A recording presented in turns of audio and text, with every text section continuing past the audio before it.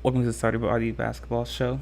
Wherever or however you're listening, we're so grateful to have you here with us. As you guys know, I'm your host, Sean Cottle, and we have some interesting topics we're going to be talking about today revolving around the WNBA. And one of those topics are the Las Vegas Aces and whether or not they found their championship moment last night, or yesterday afternoon, I should say, during their nail-biting performance, nail-biting victory against the Chicago Sky. And we're also going to be discussing who the true MVP frontrunner is for the WNBA that no one seems to be talking about.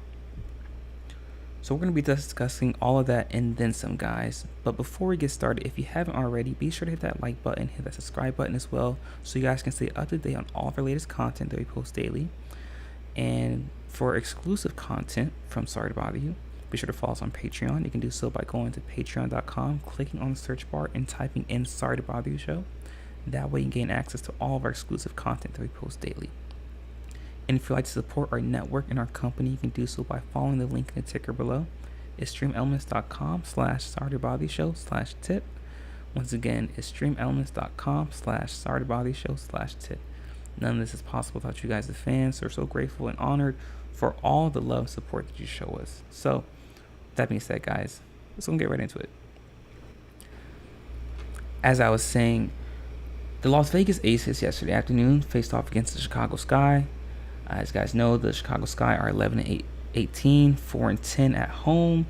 Las Vegas Aces are 18-11, 9-4 on the road.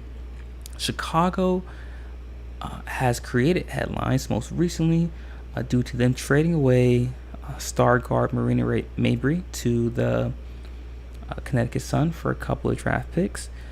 And we talked about this on the show, that when we saw this trade, what that told me was that Chicago was prepping not for a rebuild, but to be a championship contending team, a legitimate championship contending team next season. And because Marina Mabrey is such a talented player, they knew that they would be able to get compensation if she was on the trade market. And so Chicago traded Mabrey to a championship contending team who was one piece away in the Connecticut Sun. And now Mabrey as a legitimate outside shooting threat for Connecticut. And for Chicago, they could get a couple of more pieces to retool within their young roster. Obviously led by Kennedy Carter, Angel Reese, Camila Cardozo, Lindsey Allen, Dana Evans, just a couple of names, to say the least, for that Chicago Sky team. And so this is a Chicago Sky team that has been playing quite exceptional, above my expectations. And they're feisty. They get after on the defensive end. The only issue is because they're a young team, they are inconsistent, both on the offensive and defensive end. They hit spurts, especially on the offensive end, where the ball starts to stick and they don't get a lot of ball movement. And that's been one of the struggles, one of their issues throughout the course of the season. And with their matchup against the Las Vegas Aces, Las Vegas has also been in a bit of a slump over the course of this season. And I say slump in quotations because the slump is in comparison to their standard and level of play last year. But I'm one of the few analysts that have been saying that Vegas is in a rut, a slight championship hangover. But that's due to the fact that they've won 2 championships in a row. Every championship level team has faced those ruts, those spells where it's hard for them to get into a rhythm. And we have to remember that Vegas didn't have Chelsea Gray for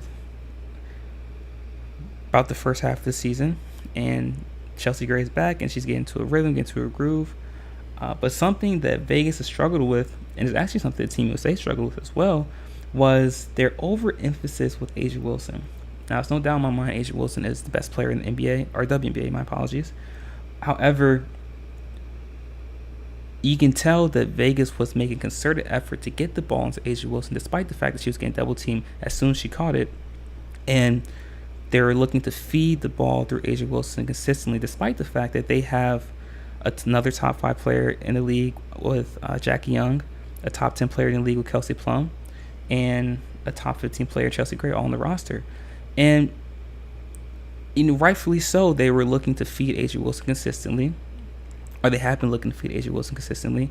However, what that does is that causes other players on the court to not get into a rhythm and to lose their rhythm because they're not getting the touches they would normally get. And if you're AJ Wilson, you're so dominant, you're used to fighting through double teams, you're used to scoring on double teams.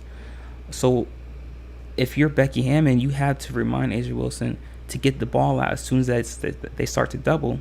Because what starts to happen is that now you create easier scoring opportunities for Kelsey Plum and Jackie Young and Chelsea Gray and Alicia Clark and Megan Gustafson and Kia Stokes and all the other players. And what happens is it also allows Vegas to get into transition earlier. And when you get into transition, you get the ball up faster, and that's going to allow AJ Wilson to get earlier touches in transition. Is obviously going to lead to easier scoring opportunities for her. And in the first half, Vegas did none of that. Then in the second half, Vegas began to do that. They started to get out in transition. They started to push the ball. They started to get easier scoring opportunities for everybody, including AJ Wilson. And that's when they began to go on the run. However, like I said earlier in the start of the show, Chicago is a team that's inconsistent. They have highs and lows like any young team will. And Chicago Sky went on a run. And they got hot from the outside. Kennedy Carter, I believe, scored 10 points in the fourth quarter. If I'm wrong about that, one of you guys can correct me.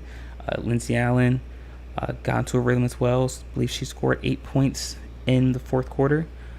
And Kimberly Cardozo had 5 blocks, 3 of them in the fourth quarter. And so Chicago Sky got on the run and began to narrow the margin. And they closed the game, or they made the game close. And Chicago Sky is down 3 with about 5 seconds left. Inbound the ball to Kennedy Carter. She hits a 3-pointer to decide the game. And now Vegas finds himself being in a situation where this should have been an easy victory. Now the game is tied with 1 second left. How are they going to respond? And do so by feeding the ball to MVP candidate AJ Wilson. And she scores at the buzzer to win the game. And this was a moment for Las Vegas where they'll be able to reflect and say, this is the moment our season turned around. We turned our season around. And every great team, no matter the sport, no matter the generation, has a championship moment like this where they say to themselves, okay, are we going to continue to allow ourselves to play below our standard? Or are we going to rise above this adversity and play at the level at which we know we're capable of playing of? And that's what Vegas did. This was their championship moment. This is the moment where when we look back in October, when they're more than likely raising the championship trophy, they'll say to themselves, this was the moment our season turned around. So don't be surprised if for the remainder of the season, going to the playoffs, Vegas continues to dominate and continues to build upon the championship success that they built in that organization for the past 2 years. And as our co-host Dre Pennington has stated, she's been carrying speaking of AJ Wilson, she's been carrying this team the whole year. Her numbers have been saying, I agree, Dre. Her AJ Wilson has had astounding numbers, and we'll talk about that on our live show as well this Thursday about who or why AJ Wilson is a potential MVP candidate. But in our next segment, guys, speaking of MVP candidates, there's someone who no one has talked about in within all the analysts, all the pundits, all the commentators that are covering the WNBA right now. I'm surprised to see that no one has brought up this MVP candidate that we're going to be discussing in our next segment. So be sure to stick around for that, guys. You're not going to miss it. We'll be right back.